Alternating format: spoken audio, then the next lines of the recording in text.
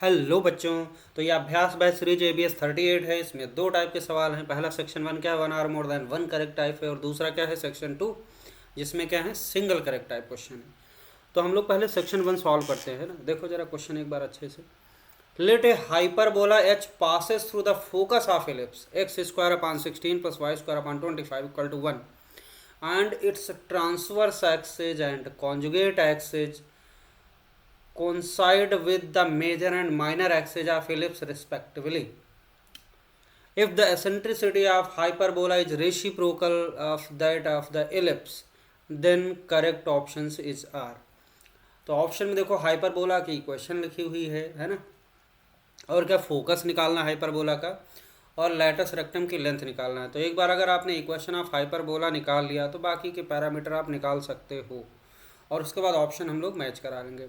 तो सबसे पहले हमें जो भी कहा गया उसके हिसाब से हाइपरबोला की इक्वेशन लिखना है। तो क्या कहा गया है, चलो देखते हैं। तो इसमें कहा गया कि hyperbola H passes through the focus of ellipse and its transverse and conjugate axis coincide with major and minor axis of ellipse। तो अब देखो क्या करो, इसका फोटो बनाओ पहले इलिप्स का। अगर इलिप्स का हम फोटो बनाएं तो इलिप्स का देखो यहाँ पे आपको दिख रहा है ए स्क्वायर की वैल्यू 16 है, तो ए की वैल्यू क्या हो जाएगी 4, बी स्क्वायर की वैल्यू 25, तो बी की वैल्यू 5 हो जाएगी। तो अगर इलिप्स का फ़ोटो बनाएं हम लोग तो यहाँ पे बना लेते हैं फ़ोटो। सारा फ़ोटो का खेल है ना, ये बन गया फ़ोटो। अब देखो एलिप्स बनाना है हमें, है ना। तो यहाँ पे ये आपका, अच्छा एक यहाँ पे अच्छी बात क्या, देखो ए की वैल्यू क्या है 4 है और बी की वैल्यू क्या है 5 है, तो ये क्या हो जाएगा वर्टिकल एलिप्स है ना। ए इज लेस देन बी है तो वर्टिकल एलिप्स बनेगा। तो ये एलिप्स कुछ ऐसा बनेगा, ये ऐसा एलिप्स बना दिया है ना। अब इसका जो फोकस है वो कहाँ होगा, देखो फोकस निकाल लेते हैं हम लोग। ए की वैल्यू 4 है, बी की वैल्यू 5 है, तो फोकस क्या होगा। अच्छा ई निकाल लो जरा, ई ऑफ इलिप्स, ई ऑफ ऐसे लिख लेते हैं, इलिप्स का एसेंट्रिसिटी ई ऑफ ई लिख लेते हैं ना। तो ये हो जाएगा √1 माइनस क्या हो जाएगा, देखो यहाँ पे ए स्क्वायर अपन, यहाँ पे 16/25 होगा, ठीक है। जो छोटा उसे ऊपर रखो, जो बड़ा है उसे नीचे रखो। तो ये हो जाएगा 15 माइनस 16 कितना बचा 9, 9/25 का √3/5 आ गया। अब इलिप्स का एसेंट्रिसिटी ही आ गया। तो अगर हमें इसका फोकस लिखना तो फोकस क्या होगा 0, फोकस क्या हो जाएगा, फोकस हो जाएगा आपका 0, प्लस माइनस बी ई। तो बी की वैल्यू क्या है 5 है और ई की वैल्यू क्या है 3/5 है। 5 से 5 उड़ गया तो क्या बचा 0, प्लस माइनस 3। तो ये आ जाएगा फोकस इसका। अब आपको एक फोकस दिख रहा है कहाँ पे, ये हो जाएगा आपका यहाँ पे इसका, और दूसरा नीचे दिख रहा है आपको, तो 0, 3 हो जाएगा, और ये हो जाएगा 0, -3 हो जाएगा। ये दूसरा फोकस आ गया, ठीक है। अब आपका जो हाइपरबोला H है passes through the focus of ellipse. अब इस इलिप्स के जो ट्रांसवर्स, सॉरी इलिप्स का जो मेजर और माइनर एक्सेस क्या है, एक्स और वाई एक्सेस हैं। तो इलिप्स का जो मेजर एक्सेस माइनर एक्सेस के ट्रांसफर कॉन्जुगेट से कोइंसाइड कर जाएंगे। तो आप अगर इसको ध्यान से देखो तो आपका जो इलिप्स बनेगा, ओ सॉरी हाइपरबोला बनेगा, वो कैसे बनेगा, एक इस फोकस से पास हो रहा है और एक इस फोकस से पास हो रहा है। तो ये ऐसा बनेगा वर्टिकल टाइप का, एक ऊपर की तरफ ऐसे चला गया है ना, ऐसा बन जाएगा इस तरीके का, और नीचे ये ऐसे चला जाएगा। तो ये वर्टिकल हाइपरबोला बनेगा, है ना। ये वर्टिकल हाइपरबोला क्या होता है, कॉन्जुगेट हाइपरबोला इस तरीके का बनेगा आपका, है ना। तो कॉन्जुगेट हाइपरबोला बनेगा, समझ आ गया। ट्रांसवर्स एंड कॉन्जुगेट एक्सिस कॉन्साइड कर दिया है, ठीक है। और एसेंट्रिसिटी ऑफ हाइपरबोला दे रखी reciprocal of that of ellipse. तो मतलब ई ऑफ हाइपरबोला, अगर मैं ई ऑफ हाइपरबोला लिखूं तो 1/e ऑफ इलिप्स, तो मतलब 1/ क्या हो जाएगा 3/5। तो मतलब एसेंट्रिसिटी ऑफ इलिप्स क्या हो जाएगी 5/3 आ गई। चलो एसेंट्रिसिटी भी पता चल गई, है ना। अब ये बताओ, ये जो रेड वाला हमने हाइपरबोला बनाया वर्टिकल हाइपरबोला, इसको कॉन्जुगेट हाइपरबोला बोलते हैं। तो इसका स्टैंडर्ड इक्वेशन कैसे लिखेंगे, है ना। ऐसा इक्वेशन इसका लिखना, तो इसका इक्वेशन क्या होगा, कॉन्जुगेट हाइपरबोला का जो इक्वेशन होगा ऐसा होगा x² minus y² equal to -1 होता है, समझे कि नहीं। तो कॉन्जुगेट हाइपरबोला का ये हो जाएगा। अब हमें ए और बी निकालना है। अगर ए और बी पता चल गया बस फिर हाइपरबोला की इक्वेशन आ गई और फिर सारी चीज़ें। अच्छा ए भी पता कैसे चलेगा, देखो एक तो यहाँ पे दिख रहा है हाइपरबोला कहाँ से पास हो रहा है, 0,3 से पास हो रहा है, तो 0,3 से पास करा देते हैं। तो जैसे हम लोग एक्स की वैल्यू 0 वाई की वैल्यू 3 डालेंगे, एक्स की वैल्यू 0 डाला तो ये हो गया 0/a² माइनस वाई की वैल्यू 3 डाल दे तो 3² इक्वल टू -1। तो यहाँ से साफ सुथरा दिखाई पड़ रहा है, -b² इक्वल टू क्या हो जाएगा -3²। तो b² की वैल्यू कितनी हो जाएगी 3² आ गई, मतलब b² की वैल्यू कितनी आ गई 9 एंड b की वैल्यू कितनी आ गई 3। ठीक है, b² की वैल्यू 9 आ गई, b की वैल्यू 3 आ गई। अब एक रिलेशन एसेंट्रिसिटी में, आपको एसेंट्रिसिटी पता है तो एक रिलेशन यहाँ से निकल आएगी। देखो एसेंट्रिसिटी आप कॉन्जुगेट हाइपरबोला क्या होगी, ई एच की जो वैल्यू होगी वो क्या होगी √1 प्लस, अब यहाँ पे क्या हो जाएगा, देखो कॉन्जुगेट हाइपरबोला है तो 1 प्लस b² नॉर्मल हाइपरबोला के लिए होता है, कॉन्जुगेट के लिए उल्टा हो जाएगा 1 प्लस a² हो जाएगा। समझे कि नहीं, छोटी छोटी बातें ध्यान रखना है आपको। तो 1 प्लस a² की वैल्यू क्या है पता नहीं, और b² की वैल्यू हमें पता है 9 निकाल चुके हैं, है ना। अब देखो यहाँ पे स्क्वायरिंग कर दें बोथ साइड, ई एच की वैल्यू डाल दो 5/3 है, डाल देते हैं 5/3, और ये क्या हो जाएगा आपका √1 प्लस a²/9, स्क्वायरिंग कर दो बोथ साइड तो ये हो जाएगा 25/9, और ये कितना हो जाएगा 1 प्लस a²/9। ठीक, अब यहाँ से देखो साफ सुथरा दिखाई पड़ रहा है, a²/9 की वैल्यू क्या आ जाएगी 25, 25/9 -1 तो ये हो जाएगा 16/9। तो यहाँ से आपको दिख रहा है a² की वैल्यू क्या दिख रही, सीधे 9 से 9 उड़ा दें, सीधे 16 बचा, तो a² की वैल्यू क्या आ गई 16 आ गई, और आपको हाइपरबोला मिल गया। तो हाइपरबोला क्या होगा, हाइपरबोला मिल जाएगा आपको। तो हाइपरबोला की इक्वेशन लिख लेते हैं ना, तो इक्वेशन क्या होगी, देखो ये लिखी हुई है x² हमने क्या निकाला 16 है ना, माइनस y² ऑलरेडी निकाल चुके हैं 9 इक्वल टू क्या हो जाएगा -1, और ये हाइपरबोला आ गया, बस खत्म सवाल। इक्वेशन ऑफ हाइपरबोला क्या है दिस वन, पहला ऑप्शन करेक्ट हो गया है ना। उसके बाद फिर क्या है, ये फोकस ऑफ हाइपरबोला इज 0,5, तो फोकस ऑफ हाइपरबोला इसका फोकस निकालते हैं, तो इसका एसेंट्रिसिटी तो आपको पता ही है, तो फोकस क्या होगा, फोकस हो जाएगा 0,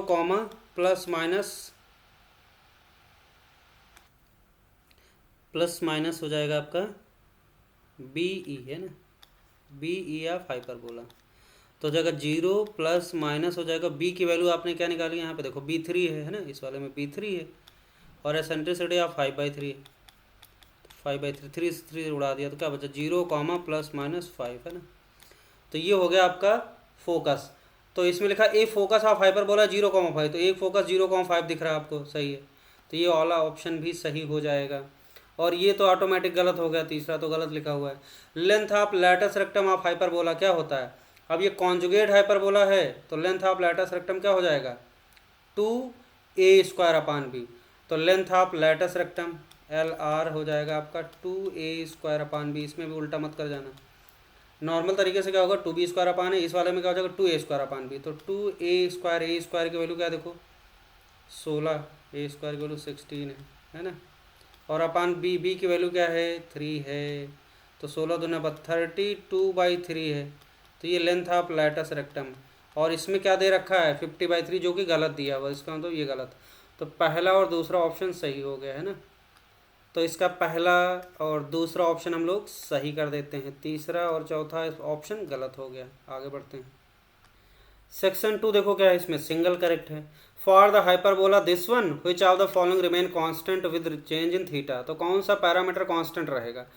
तो देखो यहाँ पे अगर हम पहले एसेंट्रिसिटी निकाल लें, सारे डायरेक्ट्रिक्स एसेंट्रिसिटी ये निकालना है, तो सबसे पहले इसको अगर कंपेयर करें तो a² की वैल्यू क्या दिख रही है आपको, a² की वैल्यू दिख रही है, a² की वैल्यू दिख रही है आपको sin² थीटा है ना, और b² की वैल्यू क्या दिख रही है cos² थीटा। तो अगर हम एसेंट्रिसिटी निकालें, एसेंट्रिसिटी ऑफ हाइपरबोला, ये हाइपरबोला है तो एसेंट्रिसिटी ऑफ हाइपरबोला क्या हो जाएगा EH हो जाएगा √1 प्लस क्या हो जाएगा b²/a², तो ये हो जाएगा cos² theta upon sin² theta है ना। तो इसको लिखेंगे, ऊपर जाएगा sin² theta plus cos² theta, 1 हो गया, नीचे sin² थीटा, तो 1 अपान sin² थीटा अंडर रूट लगा दिया तो ये आ जाएगा 1/sin थीटा, है ना, ये आ गया 1/sin थीटा। तो एसेंट्रिसिटी ऑफ हाइपरबोला क्या आ गई, 1/sin थीटा, है ना। अब देखो ध्यान से, अगर हम डायरेक्ट्रिक्स की बात करें तो डायरेक्ट्रिक्स क्या होगा, इसका डायरेक्ट्रिक्स होगा x = प्लस माइनस ए की वैल्यू है साइन थीटा अपान ई, तो ई क्या है 1/sin थीटा, तो 1/sin थीटा कहाँ 1/sin थीटा, तो ये पहुंच जाएगा आपका x = तो x की वैल्यू आ जाएगी plus minus sine square theta, है ना, कोई मतलब नहीं। देखो ये थीटा पे डिपेंड कर रहा है, डायरेक्ट्रिक्स थीटा पे डिपेंड कर रहा है। आपको चाहिए क्या, हो जाए तो फॉलोइंग रिमेन कांस्टेंट, जो डिपेंड ना करे, है ना, कांस्टेंट रहे, थीटा से इंडिपेंडेंट रहे। अगर एसेंट्रिसिटी ई की बात करें तो ई ऑफ एसेंट हाइपरबोला 1/, ये भी थीटा पे डिपेंड कर रहा है, तो ये भी नहीं हो सकता है। एब्सिसा ऑफ फोकस, तो इसका फोकस निकालते हैं। फोकस क्या होगा 0, प्लस सॉरी ए ई कॉमा प्लस माइनस ए ई कॉमा 0, प्लस माइनस ए ई कॉमा 0, है ना। तो प्लस माइनस ए की वैल्यू क्या है साइन थीटा, है ना, और ई की वैल्यू 1/sin थीटा, बहुत सही, है ना। देखो कट गया तो क्या आ गया प्लस माइनस 1,0 आ गया।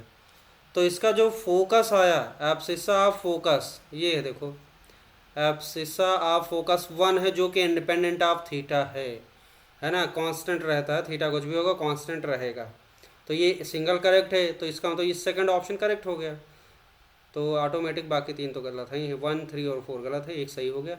एब्सिसा ऑफ वर्टिसीज अगर चेक करें तो वो भी क्या होगा थीटा पे डिपेंड करेगा, छोड़ो। अगर आप वर्टिसीज देखेंगे इसका तो क्या हो जाएगा sine theta plus minus sine theta comma 0, है ना, प्लस माइनस A,0। तो पहला, तीसरा और चौथा थीटा पे डिपेंड कर रहा है, बस सेकंड वाला ऑप्शन जो कि एब्सिसा ऑफ फोकस का थीटा पे डिपेंड नहीं कर रहा है। चलो आगे बढ़ते हैं। तो अगला क्वेश्चन देखो क्या है, let y = ax plus b a common tangent to hyperbola x²/9 minus y²/4 = 1 and ellipse x²/4 plus y²/3 = 1, then value of 5 times a² plus b² की वैल्यू बतानी है आपको, है ना। तो देखो ये लाइन क्या कॉमन टेंजेंट है दोनों की, तो हम क्या करते हैं एलिप्स की स्लो फॉर्म में टेंजेंट लिखते हैं और इसकी क्या नाम हाइपरबोला की भी टेंजेंट लिखते हैं स्लो फॉर्म में, दोनों को इक्वेट करा देते हैं और उसको y = ax प्लस बी से इक्वेट करा देते, कंपेयर करा देते, तो ये भी मिल जाएगा आपको। अगर मैं स्लो फॉर्म में इक्वेशन ऑफ टेंजेंट मान लेते हैं उस लाइन का स्लोप क्या है, तो इक्वेशन ऑफ टेंजेंट अगर एलिप्स के लिए लिखें, तो एलिप्स के लिए अगर हम इक्वेशन ऑफ टेंजेंट लिखें तो इसके लिए जो इक्वेशन ऑफ टेंजेंट हो जाएगा y = क्या होगा mx plus minus under root a² m²। देखो a² की वैल्यू क्या दिख रही है, a² 4 दिख रहा और b² क्या दिख रहा 3²। a² मतलब 4m² a² m² plus b² मतलब सीधे 3, है ना, ये लिख लिया आपने। तो इक्वेशन ऑफ टेंजेंट क्या आ गई y = mx plus minus under root 4m² प्लस 3, ये आ गया। अगर हम इस हाइपरबोला के लिए इक्वेशन ऑफ टेंजेंट लिखें, मान लेते स्लोप m है, तो इसके लिए लिखेंगे y = mx plus minus under root a², यहाँ पे देखो a² की वैल्यू क्या है 9 है और b² की वैल्यू का यूज करेंगे हम लोग 4, तो a² मतलब 9 a² m² और माइनस फॉर्मूला याद होना चाहिए माइनस b² होता है, जैसे है ना एलिप्स वाले में क्या होता है प्लस b², यहाँ माइनस b², तो माइनस और b² की वैल्यू 4 है, तो ये आ गया। ठीक, अब ये वाली जो लाइन है और ये दोनों क्या होना चाहिए सेम, है ना, क्योंकि कॉमन टेंजेंट है सेम है, तो ये सेम होना चाहिए। और अगर सेम होगी तो हम निकाल लेते कब ये सेम होगी, m की किस वैल्यू के लिए सेम होगी। तो देखो इसका ये सेकंड वाला पार्ट आपको दिखाई पड़ रहा है, ये देखो सेम होना चाहिए, दोनों सेम तभी होगा जब क्या होगा प्लस माइनस अंडर रूट, है ना, 9m² माइनस 4 इक्वल टू क्या होगा प्लस माइनस अंडर रूट क्या हो जाए 4m² प्लस 3, 4m² प्लस 3, ये इसके बराबर हो जाए, है ना, बराबर हो जाए। अब देखो यहाँ पे हम m निकालने के लिए स्क्वायरिंग करते both side, squaring both side. अगर बोथ साइड स्क्वायरिंग करेंगे तो क्या होगा अंडर रूट हट जाएगा तो क्या बचेगा 9, ये प्लस माइनस प्लस हो जाएगा ना, 9m² माइनस 4 इक्वल टू क्या हो जाएगा 4m² प्लस 3। 9m² से 4m² माइनस हो गया 5m² आ गया, और ये आपका 4 उधर चला जाएगा, कितना हो जाएगा, 4 + 3 7 हो जाएगा। तो यहाँ से एम स्क्वायर की वैल्यू क्या आ गई, 7/5 है ना, एम स्क्वायर की वैल्यू 7/5। तो आप सीधे एम की वैल्यू क्या लिख सकते हो, ±√7/5, 7/5 है ना, ये हो गया। ठीक, तो अगर हम इक्वेशन ऑफ टेंजेंट लिखना चाहें तो आसानी से लिख सकते हैं। तो इक्वेशन ऑफ टेंजेंट क्या हो जाएगी, y = ±√7/5 है ना, 7/5 इंटू एक्स, और प्लस माइनस अंदर इसमें वैल्यू कोई भी एक, दोनों में से किसी एक को उठा लो, उसमें बस एम की वैल्यू डाल दो। तो एम स्क्वायर की वैल्यू 7/5 डालते, मान लेते हमने ये वाला उठाया है ना, इसको उठाया, तो y = mx प्लस माइनस ये हो गया, और इसमें डालेंगे एम की वैल्यू, एम स्क्वायर की वैल्यू 7/5, तो 4 × 7/5 और +3, दोनों में सेम ही आएगा वैल्यू। 7 चौक 28 हो गया, इसको सॉल्व कर लो ज़रा। तो 7 चौक 28 और प्लस 5 × 15 और बटे 5 कितना हो जाएगा, 8 × 5 = 13, 2 × 1 = 3 × 4 43 है ना, 28 और 15, 8 × 5 = 13 और 2 × 1 = 3 × 4 43/5। तो ये आ जाएगा आपका y = ±√7/5 इंटू एक्स है ना, और प्लस माइनस क्या आ गया, ये हो जाएगा 43/5 आ गया है ना, ये हो गया। अब देखो ये जो लाइन है क्या है, ये इससे कंपेयर कर दो, y = क्या है, ax + b है ना, ax + b है। तो ax + b से अगर हम कंपेयर करें तो a की वैल्यू आपको दिखाई पड़ रही क्या होनी चाहिए, a की वैल्यू होनी चाहिए प्लस माइनस, ये अच्छी बात है, आपसे ये पूछा गया a स्क्वायर, तो इसमें आपको ये डिसाइड नहीं करना पड़ेगा प्लस लेना माइनस लेना, कौन सा लेना, छोड़ो कोई टेंशन नहीं। तो a की वैल्यू हम लोग यूज करते हैं 7/5 प्लस माइनस, और b की वैल्यू क्या यूज कर सकते हैं यहाँ पे, प्लस माइनस अंडर 43/5, 43/5 हो गया। अब हमें चाहिए 5 टाइम्स a स्क्वायर जैसे ही करेंगे तो क्या आ जाएगा, 7/5 आ जाएगा, और b स्क्वायर जैसे ही करेंगे तो क्या हो जाएगा, 43/5 आ जाएगा, 43/5 आ जाएगा। तो कितना हो गया, देखो डेनोमिनेटर सेम है, 43 + 7 7 × 50/5 और इंटू 5 कर लो, 5 से 5 बढ़ गया, क्या आ गया, सिंपली 50 आ गया है ना, 50 आया। तो थर्ड ऑप्शन अवेलेबल है, तो इसका कौन सा ऑप्शन सही हो जाएगा, तीसरा, 50 इसका आंसर आ जाएगा। Okay, thank you.